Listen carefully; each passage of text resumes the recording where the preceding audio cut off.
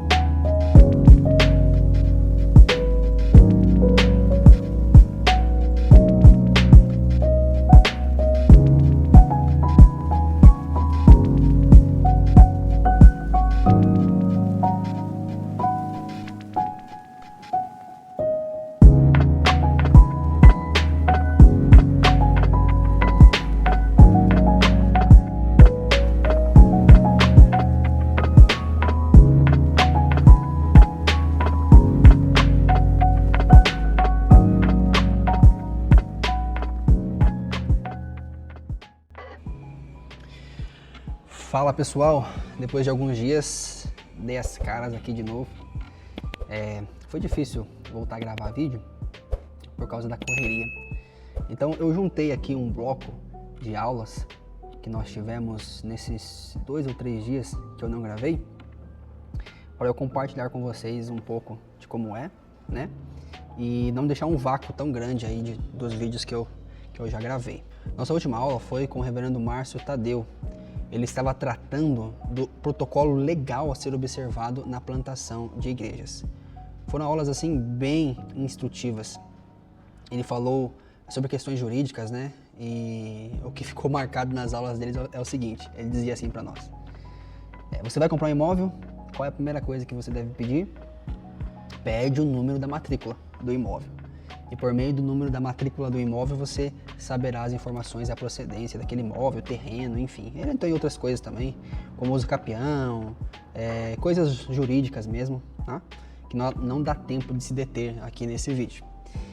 O próximo professor que nós tivemos aula foi o reverendo Mariano Alves Júnior.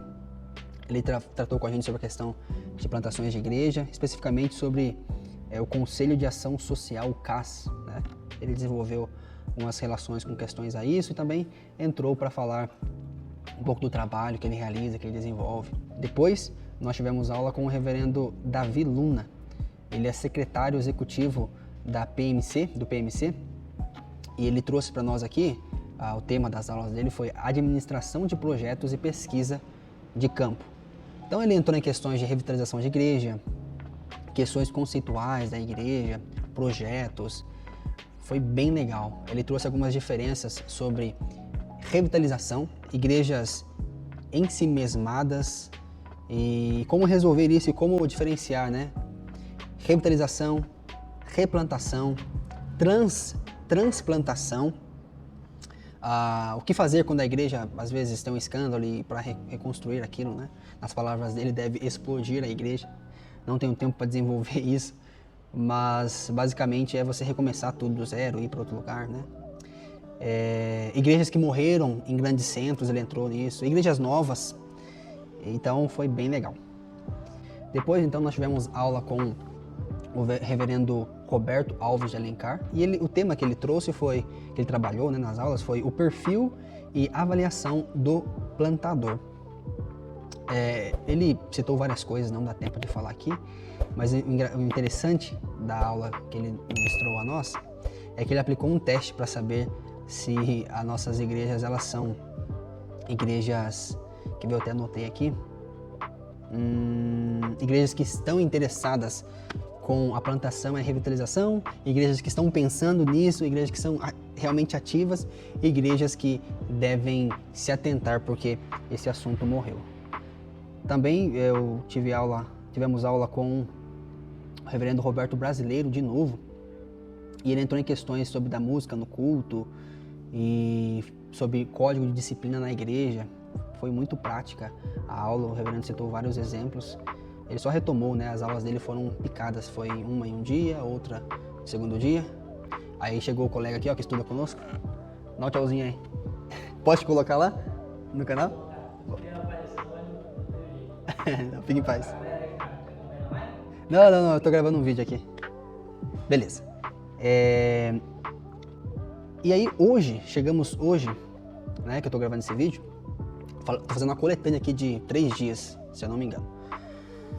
Hoje nós tivemos aula com o tema História das Missões, e foi com o reverendo Heber Carlos de Campos Júnior. E ele deu um panorama da história das missões. É muito grande, assim, é muito denso este conteúdo, até mesmo ele disse que não conseguiria dar esse conteúdo com muita profundidade em pouco tempo. Mas foram 2 dias que ele nos deu aula. Ele deu aula ontem pela manhã, e ontem pela noite, pela tarde, e hoje pela manhã. E ele definiu questões de missões, né, muitas coisas. Algo que ele deixou bem claro aqui é que muitas vezes atacam a linha reformada, as igrejas reformadas, dizendo que elas não fazem missão. E aí ele desenvolveu na história mostrando que isso é uma mentira. Porque a igreja reformada, ela é incentivada a fazer missões crendo que Deus tem os seus eleitos. E aí ele desenvolveu aqui vários movimentos reformados, desde Calvino até as igrejas holandesas, também ali com Zinzendorf, os moravianos, John Wesley, a migração para as colônias inglesas, que hoje se chama, conhecida como Estados Unidos da América. É uma falácia dizer que reformado não faz missão. Aí ele até pontuou aqui 3 argumentos que mostram que os reformados amam missão e eles fazem missão. O primeiro argumento é que nós somos estimulados, como eu disse, pela eleição. Que essas pessoas, elas são eleitas por Deus e elas só serão alcançadas se nós pregarmos o evangelho a elas. Como ouvirão, se não há quem pregue? Então ele desenvolveu isso. Também nós somos motivados a fazer missões e desse versículo aqui, ó, ide, fazei discípulos de todas as nações. Jesus, tendo conquistado todas as nações e o poder nos céus e na terra, ele disse para os seus discípulos: vão, façam missão, porque eu abri as portas para vocês. E por isso vocês podem fazer missão. Então, esse é o segundo argumento.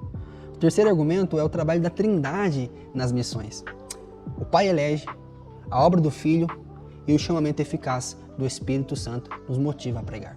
Aqui eu dei um panorama bem por cima, uma estrutura, né? Não tem como desenvolver isso.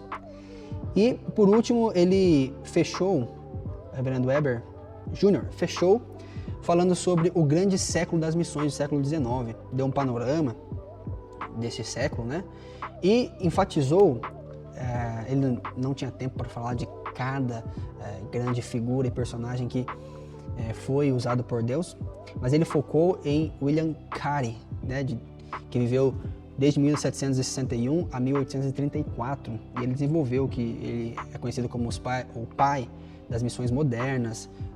Ele tinha um dom ávido para o estudo, aprendeu várias línguas sozinho, trabalhava com botânica, ele era determinado.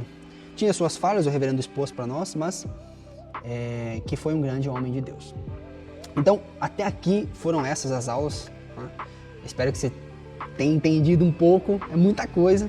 Hoje que eu estou um pouco mais tranquilo, não estou tão cansado, porque os outros dias eu estava muito cansado. Saiba de uma coisa, haverão dias aqui que você terá aula das 7 da manhã, né, para o almoço, volta 2 horas,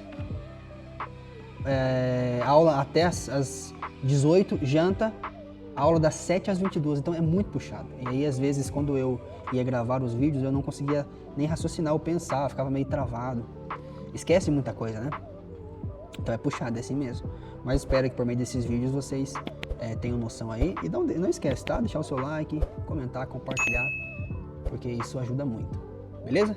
Então esses foram 3 dias resumidos aí, 3 ou 2, até perdi a conta já. Primeira semana tá tudo bem, né? Na segunda semana você já vai perdendo aqui o norte.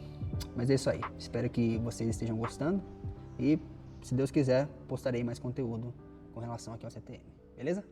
Falou!